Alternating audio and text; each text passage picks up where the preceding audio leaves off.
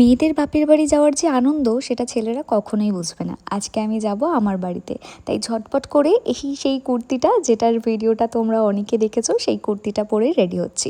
শুধুমাত্র একটা রেনের কাজল আর Maybelline superstar একটা নিউড শেডের লিপস্টিক, আর তার উপরে একটু লিপ গ্লস অ্যাপ্লাই করলাম। এই যে চশমাটার ব্যাপারে অনেকেই জানতে চাও, এটা লেন্সকার্ট থেকে নেওয়া। এটার কোনো লিঙ্ক নেই গো, কারণ এটা আমি 3 বছর আগে লেন্সকার্ট থেকে গিয়েই নিয়েছিলাম, তাই আমি তোমাদেরকে সেরকমভাবে কোনো লিঙ্ক শেয়ার করতে পারবো না। I am very sorry guys. তো এখন আমরা বেরিয়েছি বিকালবেলা, রেডি হয়ে যাব আমার বাড়িতে, যেরকমটা তোমাদেরকে বললাম।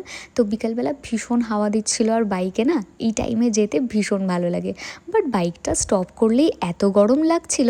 আমরা 8 নম্বরে দাঁড়িয়েছিলাম মিষ্টি মহলে, ওখান থেকে কিছু মিষ্টি নিলাম।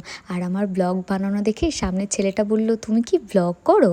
যাই হোক, আমি কিছু আর বলিনি, কারণ আমাকে যখন এরকমভাবে কেউ কিছু জিজ্ঞাসা করে না, আমি কোনো উত্তর দিতে পারি না। দেখো, আমি এখনো পর্যন্ত অত বড় ব্লগার হতে পারিনি যে নিজেকে এরকমভাবে সবার সামনে বলবো। যাই হোক, আমার তো ব্লগ করতে ভীষণ ভালো লাগে, তো আমি খুশিতেই ব্লগ করি। একদিন যদি আমি তোমাদের সাথে কোনো কিছু শেয়ার না করি, মনে হয় যেন কি একটা যেন আজ সারাদিনে আমি করিনি, মিসিং।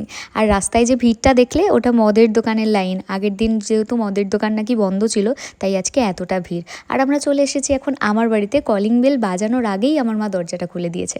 মারা তো এরকমই হয়, মেয়ে আসবে শুনেছে আর মা অপেক্ষা করে বসেছিল। আর আমি একটা বাজারের ব্যাগও নিয়ে এসেছি। কেন, সেটা তোমরা ফুল ব্লগটা দেখলেই বুঝতে পারবে। মা আজকে একটা কুলফি খেয়েছিল, আমি আসবো শুনেছি, তাই এই কুলফিটা আমার জন্য রেখে দিয়েছিল।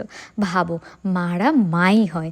আর এটার প্রমাণ আমি বারবার পাই। গরমের সিজনের এই প্রথম কুলফি খাচ্ছি, বাট আমার ভীষণ ভালো লেগেছিল। তারপর মা গরম গরম চা বানালো, আর আমি আর শুভ সিঙ্গারা নিয়ে গেছিলাম। সেই সিঙ্গারাটা নিয়ে আমি, মা, শুভ 3 জন মিলে গল্প করছিলাম, আর আমাদের টি ব্রেকটা এনজয় করছিলাম। যাই হোক, এই যে হচ্ছে আমার রুম, তোমাদের সাথে একবার শেয়ার করি। এই রুমটা কিন্তু আমার ভীষণ পছন্দের ছিল, এখনও গেলেও আমি এই রুমেই ঘুমাই। এই রুমটা আমার জন্যই ছাড়া থাকে, কেউ কিন্তু ঘুমায় না। যখন দিদি আসে তখন দিদি আর গুল্লু থাকে।